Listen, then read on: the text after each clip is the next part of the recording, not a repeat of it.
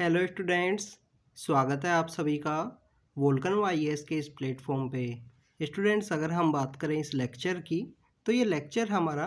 Polity series का lecture है, जिसके अंदर हम आज हमारे कॉन्स्टिट्यूशन का जो पार्ट 1 है उसको देखने की कोशिश करेंगे कि हमारे कॉन्स्टिट्यूशन का जो पार्ट 1 है, जो शेड्यूल 1 है, उसके अंदर कौन कौन से हिस्से हैं, कौन कौन से आर्टिकल्स हैं जिनको इंक्लूड किया गया है, उन हर एक आर्टिकल का क्या यहाँ पे मीनिंग है, तो उन सब के बारे में हम देखने की कोशिश करेंगे। स्टूडेंट्स, अगर हम बात करें हमारे कॉन्स्टिट्यूशन की, तो हमारे कॉन्स्टिट्यूशन की जो बेसिकली कॉन्स्टिट्यूशन असेंबली जो बनी थी, उसके द्वारा 26 नवंबर का जो दिन है 1949, उसी दिन को हमारा जो कॉन्स्टिट्यूशन है उसको बेसिकली अडॉप्ट किया गया था। अगर हम बात करें हमारे कॉन्स्टिट्यूशन के कमेंसमेंट की, तो ठीक इसके 2 महीने के बाद में due to the historical influence with the Purna Swaraj दिवस 1929 के समय में जो पूर्ण स्वराज दिवस का जो कॉन्सेप्ट अडॉप्ट किया गया था इंडियन नेशनल कांग्रेस के द्वारा, तो उसी हिस्टोरिकल डे के इन्फ्लुएंस को देखते हुए 26 जनवरी 1950 को हम हमारा जो कॉन्स्टिट्यूशन है उसको हमने कमेंस किया। और उसके कमेंस के साथ ही हमारे यहाँ पे जो बेसिकली रिपब्लिक डे है वो 26 जनवरी 1950 से यहाँ पे स्टार्ट हुआ उसको सेलिब्रेट करना। अगर हम बात करें हमारे कॉन्स्टिट्यूशन की, तो कॉन्स्टिट्यूशन को फ्रेम करने के लिए अलग अलग तरीके की जो कमेटी हैं वो यहाँ पे बनी है। और कॉन्स्टिट्यूशन को इंडिया की जो नीड है, जिस तरीके की नीड है हमारे कंट्री की, इसकी डाइवर्सिटी को देखते हुए, तो वर्ल्ड के जितने भी बेस्ट कॉन्स्टिट्यूशन हैं उनको इंडियन नीड के अकॉर्डिंग चेंज करते हुए यहाँ पे जो संविधान है, भारत का संविधान यहाँ पे एग्जिस्टेंस में आया। अगर हम बात करें इंडियन कॉन्स्टिट्यूशन की, तो सबसे लेंदी रिटन कॉन्स्टिट्यूशन है। लेंदी एंड रिटन कॉन्स्टिट्यूशन सबसे बड़ा होने के बिहाइंड में कुछ रीज़न ये हैं, इसके जो बल्कीनेस है उसके बिहाइंड के रीज़न ये हैं कि इंडिया का बेसिकली एक तो जोग्राफिकली वास्टनेस होना, डाइवर्सिटी का ज़्यादा होना, एंड जो लोअर बैकग्राउंड के जो पर्सनस हैं उनका कॉन्स्टिट्यूशन असेंबली के अंदर डोमिनेशन होना, ये कुछ ऐसे रीज़न हैं जिसकी वजह से आपको इंडिया का जो कॉन्स्टिट्यूशन है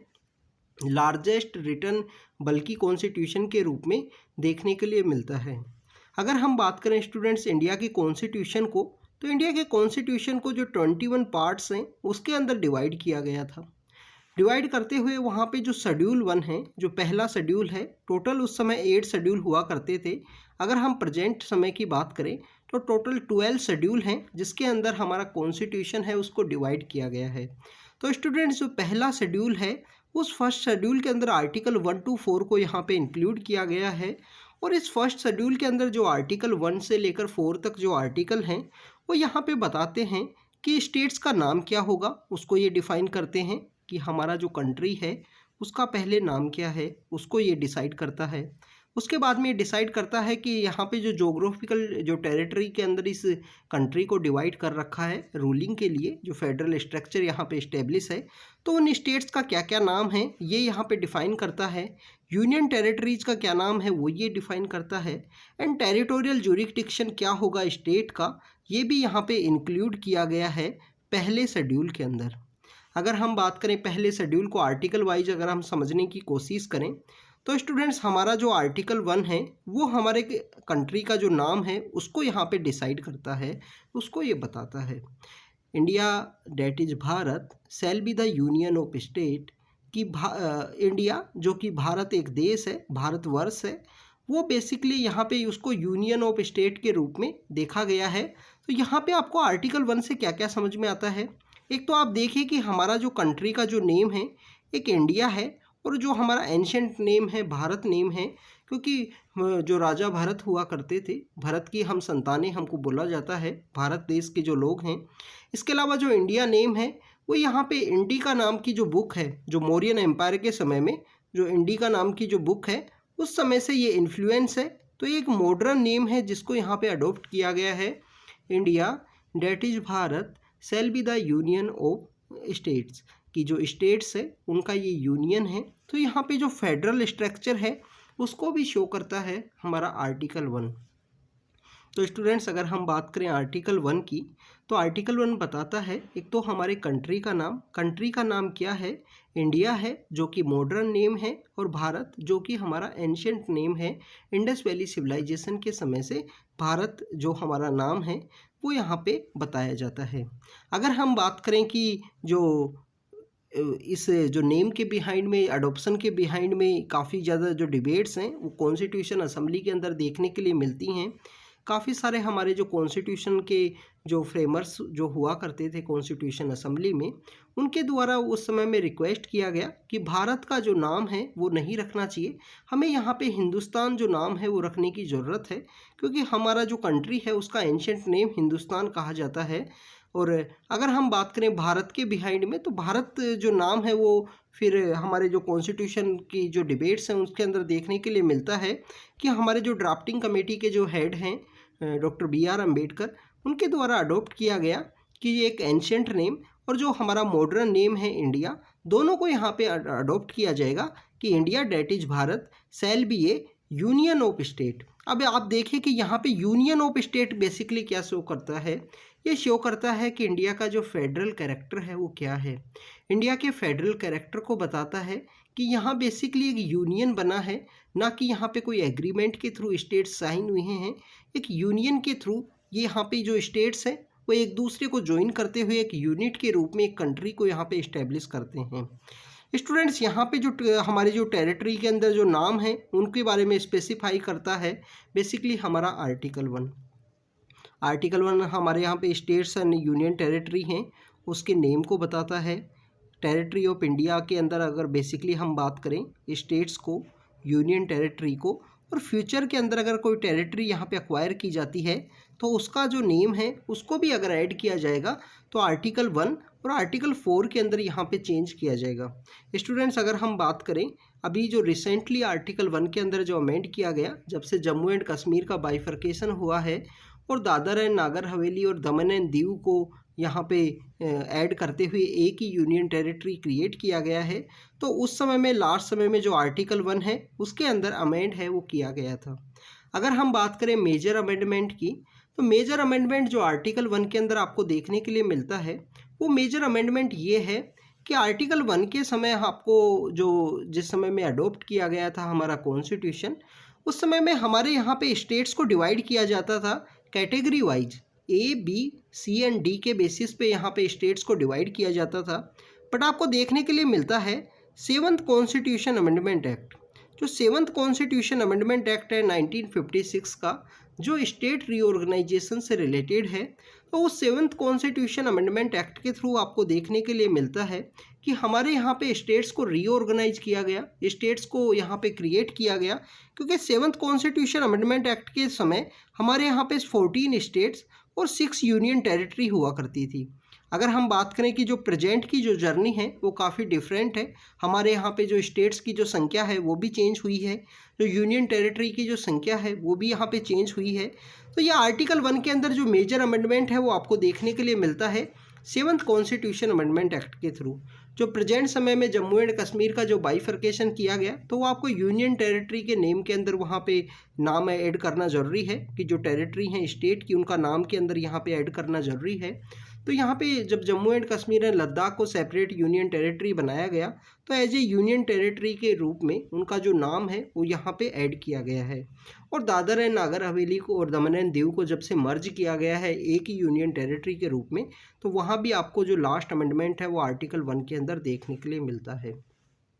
अगर हम बात करें आर्टिकल 2 की, आर्टिकल 2 बताता है कि बेसिकली यहाँ पे पार्लियामेंट कोई लॉ के थ्रू हमारा जो एग्जिस्टिंग यूनियन है उसके अंदर कोई नए स्टेट को यहाँ पे एडमिट करे, कोई नई टेरिटरी को अगर ऐड करेगा तो आर्टिकल 2 के थ्रू यहाँ पे ऐड करता हुआ दिखाई देता है, ऐड कर सकता है हमारा पार्लियामेंट। अब आप देखिए कि यहाँ पे पावर किसके पास है, पार्लियामेंट के पास पावर है कि किसी भी जो यूनियन टेरिटरी है या कोई टेरिटरी है उसको अगर यूनियन के अंदर एडमिट करना है या इस्टेब्लिश करना है तो वो बेसिकली आर्टिकल 2 के थ्रू यहाँ पे ऐड किया जाएगा। आप देखिए कि जब सिक्किम को ऐड किया गया था 1947 के समय में, सिक्किम हमारे यहाँ पे एज ए फ्रेंडली स्टेट के रूप में हुआ करता था। बट 1974 के समय में स्टूडेंट्स देखने के लिए मिलता है कि वहाँ के जो लोग हैं वो प्रोटेस्ट करते हैं, और प्रोटेस्ट करने के साथ ही सिक्किम को यहाँ पे 35 कॉन्स्टिट्यूशन अमेंडमेंट एक्ट के थ्रू एसोसिएटेड स्टेट के रूप में ऐड किया जाता है। किसके रूप में स्टूडेंट्स? एसोसिएटेड स्टेट के रूप में ऐड किया गया सिक्किम को। बट वहाँ के लोगों को कम्प्लीटली जो पावर है उसका डिवोल्यूशन चाहिए था, कम्प्लीटली यहाँ पे ऐड फुली फ्लैज स्टेट के रूप में ऐड होना था इंडियन यूनियन के साथ में। तो नेक्स्ट ईयर जब नया अमेंडमेंट लाया गया, 36 कॉन्स्टिट्यूशन अमेंडमेंट एक्ट लाया गया, और सिक्किम को फुल फ्लैज स्टेट की जो पावर है वो दे दी गई, आर्टिकल 2 के थ्रू उसको इंडियन यूनियन के अंदर ऐड कर लिया गया, एडमिट कर लिया गया। अगर हम बात करें स्टूडेंट्स, जब सिक्किम को यहाँ पे एसोसिएटेड स्टेट के रूप में ऐड किया गया था 35 कॉन्स्टिट्यूशन अमेंडमेंट एक्ट के थ्रू, तो उसको जब इंडिया में ऐड किया गया तो आर्टिकल जो 2A है, जो आर्टिकल 2A है, उस आर्टिकल 2A के थ्रू उसको ऐड किया गया। और 10th शेड्यूल जो अभी हमारे यहाँ पे जो 10th शेड्यूल एंटी डिफेक्शन से रिलेटेड आपको देखने के लिए मिलता है, तो आर्टिकल 2A और 10th शेड्यूल के थ्रू सिक्किम को ऐड किया गया था 35 कॉन्स्टिट्यूशन अमेंडमेंट एक्ट के through as a associated state. But Sikkim के लोगों की वहाँ पे डिमांड थी कि हमको फुल फ्लैज स्टेट के रूप में जो स्टेटस है वो दिया जाए। तो उनको फुल फ्लैज स्टेटस के रूप में जब 36 कॉन्स्टिट्यूशन अमेंडमेंट एक्ट के थ्रू ऐड किया गया, तो आर्टिकल 2A को डिलीट किया गया, 10th शेड्यूल को यहाँ पे रिपील किया गया, और 36 कॉन्स्टिट्यूशन अमेंडमेंट एक्ट के थ्रू यहाँ पे जो सिक्किम को फुल फ्लैज स्टेटस दे दिया गया, फुल फ्लैज हमारा स्टेट के रूप में इंडियन यूनियन के अंदर एडमिट कर लिया गया आर्टिकल 2 के थ्रू। तो आर्टिकल 2 बेसिकली कोई भी बाहर की जो टेरिटरी है उसको अगर एडमिट करना है इंडियन यूनियन के अंदर, और इस्टेब्लिशिंग न्यू स्टेट है उसको यहाँ पे टर्म्स और कंडीशंस के साथ में हमारी यूनियन के अंदर ऐड करना है, तो उससे रिलेटेड है आर्टिकल 2 आपको देखने के लिए मिलता है। ये हमने हिस्टोरिकल जो जर्नी है आर्टिकल 2A की उसके बारे में रीड किया। अगर हम बात करें स्टूडेंट्स आर्टिकल 3 की, तो हमारी जो एग्जिस्टिंग स्टेट्स हैं उनके अंदर कोई भी यहाँ पे कोई भी परम्यूटेशन एंड कॉम्बिनेशन के साथ में किसी भी यूनियन टेरिटरी का एरिया यहाँ पे चेंज करते हुए दूसरे के अंदर ऐड किया गया है, या कोई स्टेट से दोनों स्टेट से थोड़ा थोड़ा एरिया लेते हुए एक नया स्टेट क्रिएट करना, तो किसी भी परम्यूटेशन का जो एरिया है इंक्रीज करना हो, डिक्रीज करना हो, एल्टर करना हो बाउंड्री को, या स्टेट के नाम को चेंज करना हो, या आर्टिकल 3 के थ्रू आपको देखने को मिलता है। तो स्टूडेंट्स जो इंटरनल कोई चेंजेज हैं हमारी यूनियन के अंदर, जो इंटरनल चेंजेज हैं उसके लिए बेसिकली जो आर्टिकल है वो आर्टिकल 3 है। आर्टिकल 3 के थ्रू यहाँ पे जो इंटरनल चेंजेस हैं यूनियन के अंदर उसके लिए आर्टिकल 3 के थ्रू ये डिसाइड किया जाता है। अगर हम बात करें स्टूडेंट्स आर्टिकल 3 के थ्रू जब किसी भी स्टेट को क्रिएट किया गया है या उसकी बाउंड्री को चेंज किया गया है, तो यहाँ पे जो कम्प्लीटली जो पावर है वो यहाँ पे पार्लियामेंट के पास आपको देखने के लिए मिलती है। पार्लियामेंट के पास ही पावर है। जो बिल यहाँ पे प्रपोज किया जाएगा बिफोर यहाँ पे एडवांस जो रिकमेंडेशन होगी यहाँ पे प्रेसिडेंट की, कि प्रेसिडेंट की रिकमेंडेशन के साथ ही जो बिल है वो प्रपोज किया जाएगा। बिल को प्रपोज किया जाएगा लोकसभा के अंदर में, और उसके बाद में उसको स्टेट असेंबली के लिए भी सेंड किया जाएगा, और कुछ टाइम पीरियड के लिए 1 मंथ के अंदर, अगर सपोज कीजिए 1 मंथ वहाँ पे समय दिया गया है, 1 मंथ के अंदर अगर स्टेट असेंबली उसके ऊपर कोई भी अपना जवाब देती है या डिस्कस करके जो भी डिसाइड करती है, तो उसको एक्सेप्ट किया जा सकता है, ना किया जाए, ये कम्प्लीटली पार्लियामेंट पे डिपेंड करता है। अगर यहाँ पे स्टेट असेंबली के द्वारा उसको डिस्कस भी नहीं किया गया तो उसको अज्यूम कर लिया जाएगा कि वो बिल वहाँ से पास हो चुका है, बिल वहाँ पे डिस्कस किया जा चुका है। तो स्टूडेंट्स यहाँ पे अगर हम बात करें कि जो नया स्टेट जो क्रिएट करने की जो पावर है वो पार्लियामेंट को दी गई है, और पार्लियामेंट बेसिकली यहाँ पे जो प्रेसिडेंट है उनको रेफ़र करते हुए बिल यहाँ पे प्रपोज किया जाता है, और बिल यहाँ पे प्रपोज करने के बिहाइंड में ये जो स्टेट क्रिएशन का जो फॉर्मूला है उसके बारे में आर्टिकल 3 के अंदर बात की गई है। अगर हम बात करें स्टूडेंट्स आर्टिकल 4 की, तो आर्टिकल 3 एंड 4 के अंदर में आर्टिकल 2 एंड 3 के अंदर जो भी चेंजेस लाएंगे वो चेंजेस बेसिकली यहाँ पे हमारी जो